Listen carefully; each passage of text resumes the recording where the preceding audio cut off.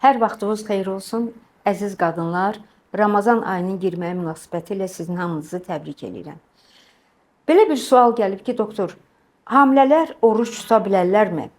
Ümumiyyətlə, oruç müddətində qadınlar 13, 14, 15 saat ac qalırlar.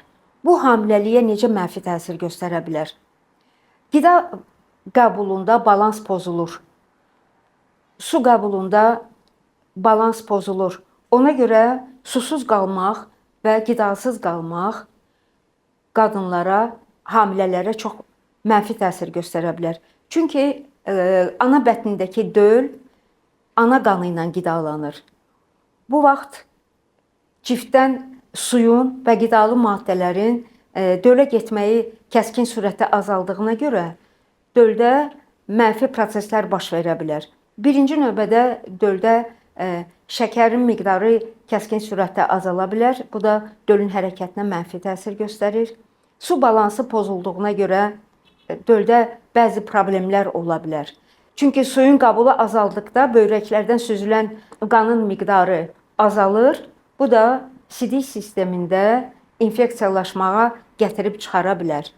Dölyanı mayenin azlığı ola bilər və dölün çəkisində azalma ola bilər. Müəyyən olunub ki, orucluq müddətində orucluğun dölə mənfi təsiri olur. Əziz qadınlar, bunu göz önünə alaraq bir həkim kimi məsləhət görürəm ki, hamilə qadınlar oruc tutmasınlar. Xüsusilə birinci trimestrdə və axırıncı trimestrdə. Çünki birinci trimestrdə, yəni 12 həftəyə qədər qadınlarda onsuz da ürək bulanma, qusma olur və suyun miqdarının azalmağı onları bu prosesi biraz da dərinləşdirə bilər.